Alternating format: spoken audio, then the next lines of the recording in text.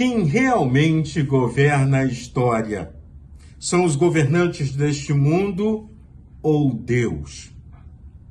Vivemos um momento de mundo em que as notícias são de guerras, conflitos bélicos, lutas pelo poder, pessoas matando outras pessoas, acreditando que podem viver numa sociedade sem a presença de Deus. É o momento que temos vivido. E aí eu quero perguntar a você: é possível alguém viver sem Deus? Ou melhor, é possível alguém travar uma batalha contra Deus? Quando entendemos quem é Deus, sabemos que qualquer confusão, qualquer briga, qualquer inimizade contra Deus já é prejuízo para você. Você já entra na guerra perdendo. Hoje estamos lendo o capítulo de número 2 do livro de Salmos. E quando lemos esse capítulo, nós nos deparamos com um salmo messiânico, porque faz uma referência a Jesus Cristo, o Rei dos Reis, Senhor dos Senhores. Mas também é um salmo de Davi, e é um salmo que era utilizado quando morria um rei, outro rei estava assumindo o trono, e aí então havia aqueles momentos de cântico, de adoração, de exaltação a Deus. Esse salmo então está na categoria dos salmos reais. E aí, quando a gente olha para o capítulo 2 do livro de Salmos, eu vejo ele apontando para Jesus Cristo, o Filho de Deus, cujo reino jamais terá fim. A mensagem de Salmos ela é muito clara no capítulo 2. Primeiro, no verso 1, o texto bíblico diz assim: por que se enfurecem as nações e os povos imaginam coisas vãs? Briga, pensamentos inúteis que não levam a lugar algum. E as pessoas gastando tempo, se ocupando com essas coisas.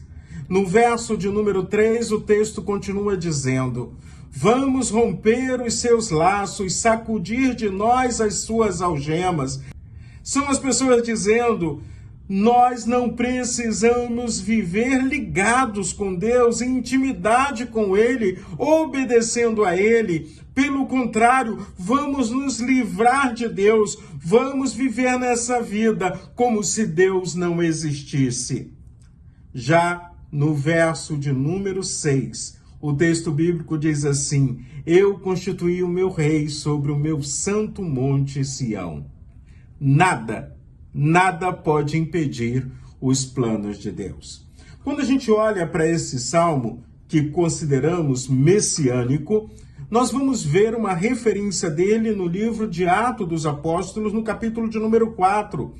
E é tão interessante que lá em Atos dos Apóstolos, no capítulo de número 4, a igreja está ali reunida, adorando ao Senhor, falando de Jesus, enquanto Pôncio Pilatos, os sacerdotes, Herodes, consideravam que a cruz de Cristo era a vitória deles. A cruz do Senhor Jesus Cristo é vergonha para eles e é vergonha para todos aqueles que não reconhecem o amor de Deus manifesto ali na cruz. A cruz do Senhor Jesus Cristo é símbolo de vitória, vitória contra o pecado, vitória sobre a morte, porque Jesus Cristo, o Senhor, ressuscitou.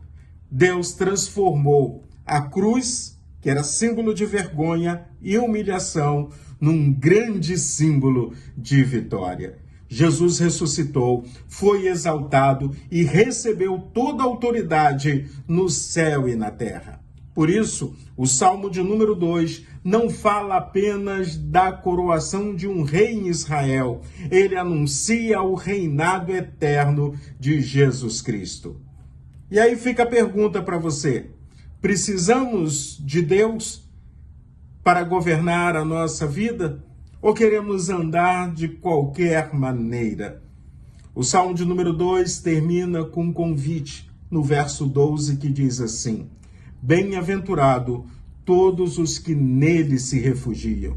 Todos que se refugiam em Jesus é bem-aventurado, é feliz. E aí, mais uma perguntinha para você. Onde está o seu refúgio? Em Cristo Jesus, o Senhor, ou dentro de si mesmo, na sua idolatria, no seu dinheiro, no seu poder, na sua autoconfiança? Nós temos que olhar para Jesus o Cristo, Jesus como o Senhor de nossas vidas, Jesus, o Rei dos Reis e Senhor dos Senhores.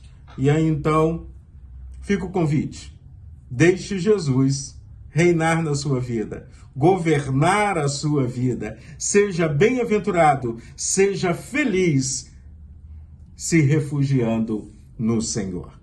Amanhã tem mais, continuamos no capítulo de número 3, e ao mesmo tempo são 150 dias lendo os Salmos. Que Deus abençoe ricamente o seu dia.